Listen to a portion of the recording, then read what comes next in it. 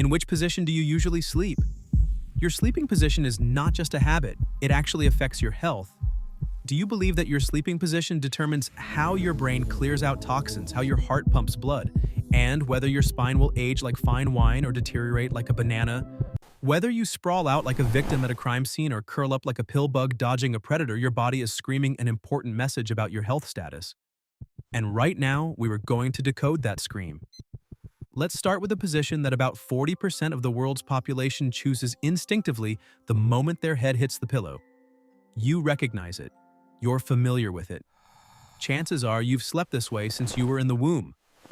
The fetal position. There is a very natural reflex to pull your knees close to your chest and bow your head. That is a universal human message. I am safe. Leave me alone. Evolutionarily, this makes perfect sense. When curling up, you are protecting vital organs, heart, lungs, and soft abdomen from threats in the dark. At the same time, this position helps retain body heat. Simply put, you are retracting yourself into a compact and invulnerable biological unit. But while your primitive brain feels secure, your modern skeleton begs to differ. Curling up too tightly turns the body into a compressed system.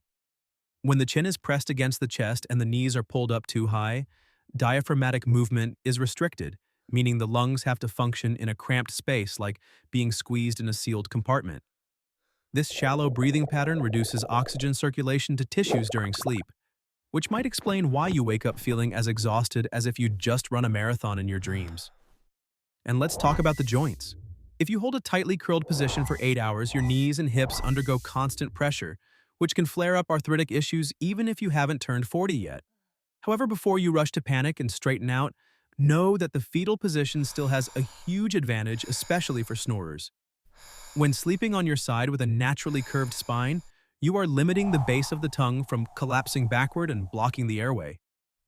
This is a simple but effective way to keep the trachea clear. Also, if you are pregnant, this is almost the only position that helps you sleep without feeling like you're putting all your weight on major blood vessels. The key lies in relaxation. Don't curl up too tight. Keep the body soft like a loose shrimp. Extend your legs slightly and perhaps place a pillow between your knees to balance your hips. With just a few small adjustments, you've shifted from a tense curl state to a sleep posture that effectively supports the spine. But maybe you aren't the type who likes to curl up. Maybe you value neatness and order. You don't want to hide from the world. You want to maintain a straight posture even after falling asleep. And that's when we talk about the sturdy sibling of the fetal position, the log position. You lie on your side arms straight down your body legs, also straight looking like a log placed neatly waiting its turn for the sawmill. At a glance, this position seems uncomfortable. It looks quite stiff. It even looks like you're trying to win a competition for taking up the least space on a king-size bed. But this is the secret strength of the log sleeper. It acts as the night shift cleaning crew for the brain. When you sleep, the brain actually shrinks slightly to create space for cerebrospinal fluid to wash away waste products, specifically beta-amyloid proteins accumulations linked to Alzheimer's. Many studies show that sleeping on your side, especially in the log or loose fetal position, utilizes gravity most effectively for this brain cleaning process. Simply put, you are tilting your head so the brain's drainage system runs more smoothly. If you want to wake up feeling mentally light, as if you've just had a deep, clean sleeping on your side, is a very worthy choice. But there is always a downside. Gravity is not kind to facial skin. Pressing one cheek into the pillow for thousands of hours a year will leave sleep lines wrinkles that can become permanent simply because you don't sleep on your back. And don't forget the shoulder issue. When sleeping log style, your entire body weight bears down on one shoulder.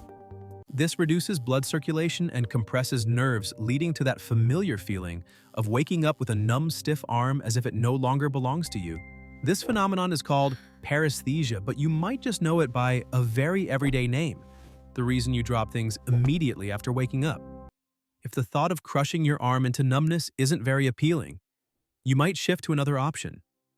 You don't want to curl up, nor do you want to lie stiffly. You want to stretch out. You want to reach forward. Welcome to the Yearner position, the reaching posture. This is a variation of side sleeping where both arms are stretched out in front, as if you are trying to touch something in a dream or reaching for a glass of water in the dark. The Yearner position is a fairly smart compromise regarding body mechanics. You still keep the benefits of side sleeping like supporting brain cleaning and keeping airways open, but stretching arms forward helps open the rib cage more than the log position. Simultaneously, it also alleviates some pressure on the bottom shoulder by redistributing body weight.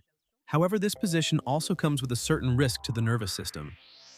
When arms are stretched, the brachial plexus, the network of nerves running from the neck down to the arm, is put under tension, waking up with numbness in your fingers. That is the price of the Yearner position. And there is a very important detail to note: which side you reach towards. This is not a random choice. The issue lies in the internal structure of the body. The stomach is not symmetrical, it curves towards the left. When you sleep on your right side, gravity tends to pull stomach acid back up into the esophagus. The result is heartburn and acid reflux. But when you lie on your left side, the stomach sits lower than the esophagus, and gravity will keep the acid where it belongs, in the stomach, to process that late-night meal instead of burning your throat. If you suffer from acid reflux, but still won't lie on your left side, you are handicapping yourself in a battle that's very hard to win. But maybe you don't care about acid. Maybe you don't even pay attention to how your brain drains. Maybe you just want to lie straight, look at the ceiling, and hold that position. And that brings us to the most disciplined position, also the one many fear due to its absolute stillness. The soldier position is when you lie on your back, arms placed along your body, legs straight. You look like you are lying in a hibernation pod or waiting for a system reboot. For the spine, this is almost the ideal choice. When lying on the back, the head, neck, and spine are held in a neutral state, no twisting, no bending, no unnatural torsional forces. The mattress will support the natural curve of the lumbar region, provided that mattress hasn't retired decades ago. Your face is also liberated, meaning it's not pressed into a pillow, leaving no sleep lines, and avoiding skin contact with a damp, bacteria-filled pillowcase. You protect your skin while keeping your vertebrae properly rested. But while the spine is being favored, your throat falls into a disadvantage. Sleeping on the back is the airway's great adversary. When the body lies flat, gravity pulls the jaw and tongue backward, causing soft tissues in the throat to collapse easily. The consequence is snoring, from mild snoring to snores loud enough to wake the whole room. For those with sleep apnea, this is a position full of potential risks and requires special caution.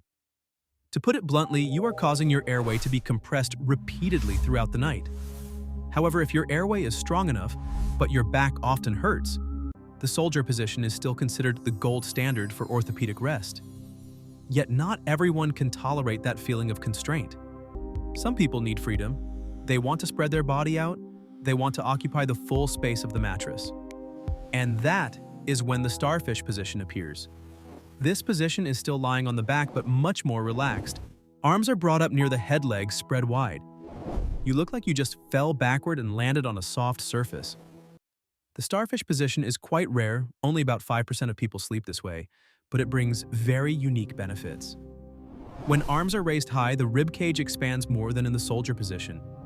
For some, this helps reduce shoulder pain because pressure on the rotator cuff is almost completely released. But the real strength of the starfish position lies in heat dissipation.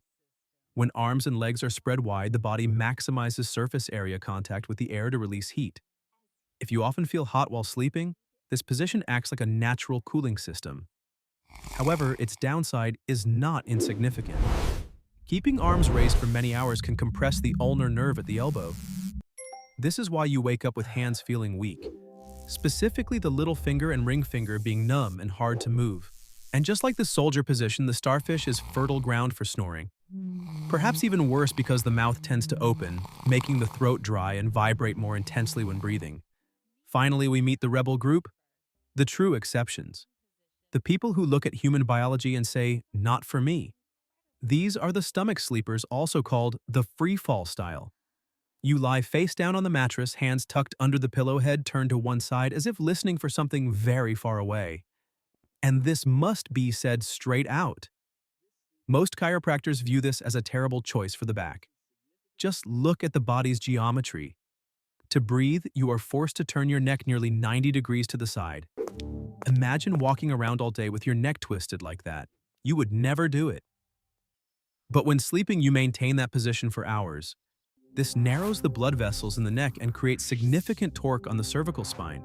Basically, you are keeping your back arched and tense all night. So why do so many people still choose this position? Because it brings a sense of safety. It keeps you from feeling exposed and, quite surprisingly, almost completely eliminates snoring. The tongue cannot block the airway if gravity is pulling it away from the throat. For heavy snorers who cannot stand sleeping on their side, sleeping on the stomach often becomes the last resort. Some studies even suggest a link between stomach sleeping and certain psychological traits, such as defensiveness, or a feeling of lacking control during the day causing you to tend to cling tightly to the mattress at night. But the price to pay is not small neck pain, lower back pain, and especially wrinkles. You are pressing your entire face into the pillow under the force of gravity. If you wake up with a swollen and lopsided face, the free faller is likely the culprit. So ultimately, what is the conclusion? Is there a position that wins the absolute victory in the Sleep Olympics? The reality is that your body is very smart. It often automatically chooses the position that helps reduce discomfort at that specific moment. If your hip hurts, you won't lie on it. If you have trouble breathing, you will automatically turn over. But understanding the mechanism gives you the ability to make active adjustments.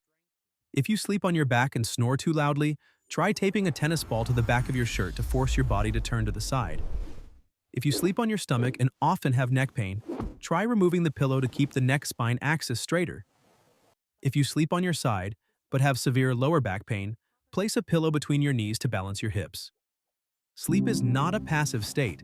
It is a process of the body constantly adapting. And if you spend nearly a third of your life sleeping, then optimizing it is completely worthwhile. Now it's your turn. Which type are you, the drooler, the stiff-lying soldier, or the starfish taking up almost the whole bed while the person next to you has to cling to the edge to survive? Let me know in the comment section. And if you like this kind of deep dive into the biology of sleep, then